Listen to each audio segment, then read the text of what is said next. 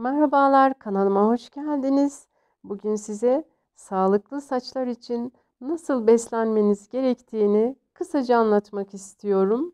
Şöyle benim farklı zamanlarda boyamış olduğum, farklı doğal saç boyalarıyla boyadığım saçlarımı siz izlerken ben de size biraz bilgi vermek istiyorum. Doğal saç boyama bir seferlik değil, bir yaşam biçimidir. Doğal saç boyamayı yapın, hiç pişman olmazsınız. Saç tellerine renk veren orijinal saç boyamızın yeniden yapılanmasına yardımcı olur. Ayrıca saç tellerimizi keratin yönünden beslememiz gerekiyor. Keratin, saçın ve tırnakların temel maddesidir. Keratin yönünden zengin saçlar doğal saç boyasındaki boyayı daha iyi alır. Saçlarında beyazları çok olanlar bana saç tellerinin iyi boyanmadığını, beyazların turuncu olduğunu söylüyorlar. Bunun nedenlerinden bir tanesi de beslenmede yapılan hatalar.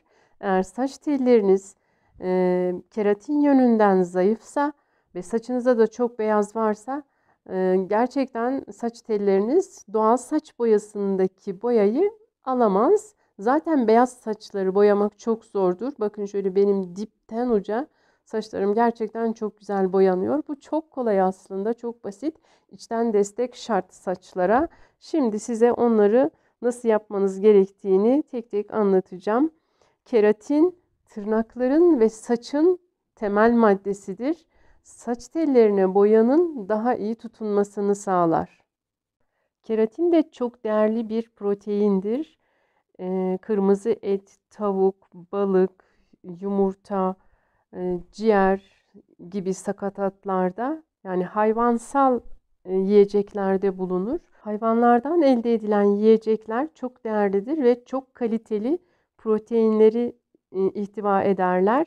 Proteinler vücudumuzun yapı taşlarıdır. Onarım işinde görevlidirler. Hücrelerin doğru çalışmasını sağlarlar. Vücuttaki her hücrenin doğru çalışabilmesi için çok çeşitli proteinlere ihtiyaç vardır. Hücrelerimizin doğru çalışabilmesi için her gün kilogram başına 1 gram protein almak zorundayız. Eğer her gün kilogram başına 1 gram protein, kaliteli protein, hayvansal protein almıyorsak o zaman hücrelerimiz doğru çalışamaz. Şunu unutmayın, insanın başına ne gelirse yediklerinden ve yiyemediklerinden gelir. Hayvansal proteinleri iyi öğrenip hayatınıza almanız gerekiyor. Kilogram başına her gün en az 1 gram protein almalısınız. Kalori saymayı bırakın, protein sayın. O zaman kilo da almazsınız. Vücudunuzda ödem de oluşmaz. Vücuttaki ödemi atmak için birçok ot, çöp, onun sapı, bunun kökü öneriliyor. Ben asla onlara çok karşıyım.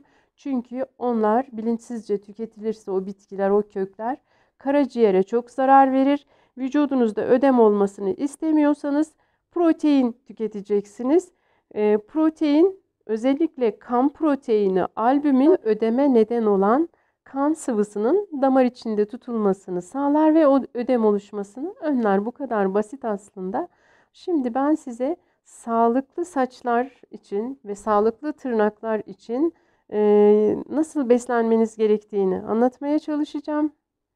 Bu arada saçlarımın ucundan da 3 ayda bir 10 santim kadar kesiyorum. Siz de saçınızın uzunluğuna göre 3 ayda bir mutlaka kesim yapmalısınız. Benim hafif katlı saç kesimi videom var. Oradan bakarak kendiniz de kesebilirsiniz. Hemen beslenmeye dönüyorum. Her gün 2 haşlanmış yumurta mutlaka yemelisiniz. Bir yumurta 10 gram protein içerir. Böylece 20 gram proteini 2 yumurtadan almış olursunuz. Eğer 50 kilo geliyorsanız düşünün 50 gram protein almanız lazım. 20 gramını hemen 2 yumurtadan almış oluyorsunuz. Kırmızı et, tavuk, balık gibi ürünlerden mutlaka her gün bir porsiyon bir tanesinden yemeniz yeterli olur.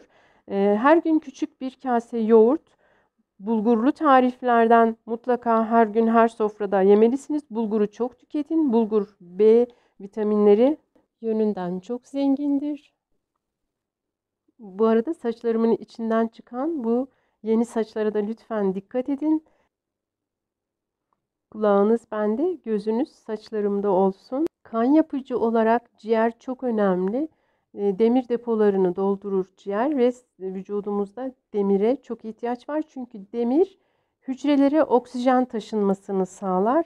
Onun için haftada 2-3 gün mutlaka ciğer yemeliyiz. Her gün bol yeşillik, nane, maydanoz, tere, roka, marul gibi çiğ olarak tüketilmeli. Ayrıca sebzeler mutlaka her gün 1-2 porsiyonda pişmiş sebze yemeliyiz. Ve meyve tüketmeliyiz. Mevsim meyvelerinden, mevsim sebzelerinden tüketmeye özen göstermeliyiz.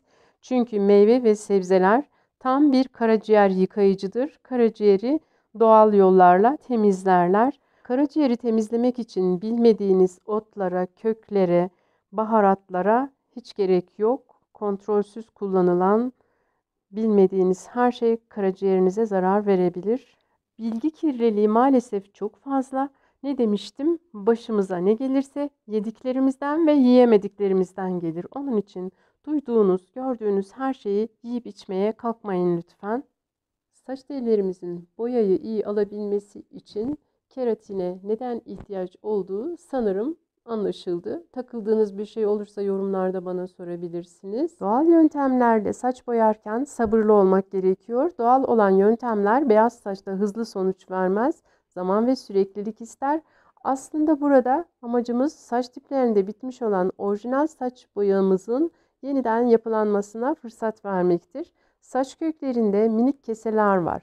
Saç önce beyaz olarak oluşur. Sonra o minik keselerden geçerek dışarı çıkar. Minik keselerde orijinal boyamız varsa boyanarak çıkar. Boya yoksa beyaz çıkar. İşte o zaman biz bu beyaz saçları görürüz. Amacımız o boyanın yeniden yapılanmasına izin vermek. Elimizden geldiğince beyaz saçı koyulaştırıp o boyanın yapılmasını sabırla bekleyeceğiz. 18 yaşından küçükler kesinlikle hiçbir şekilde saç boyamasınlar. Saç bakımları yapabilirler. Özellikle kimyasallarla boyanan hatalı saç boyamalar saçlarınızın çok hızlı bir şekilde beyazlamasına neden olur. Yaşınız kaç olursa olsun saçlarınız hızla beyazlaşır. Doğal saç boyama sabır ister, emek ister ama sonuç harika olur. Öyle bir kere sür de beyazlarından kurtul. 4 dakikada beyazından kurtul. 2 saat sonra beyazlarından kurtul gibi bir dünya yok maalesef. Onlar biraz reklam içerikli başlıklar oluyor. Onu söyleyeyim size. Doğal saç boyamada sabredip düzenli boyama yapacaksınız. Sürekli tam boya yapmak gerekmiyor. Beyazlar çıkmadan önce dip boya, ayda bir kez ya da 2 ayda bir de tam boya yapabilir. Özellikle uzun saçlılar.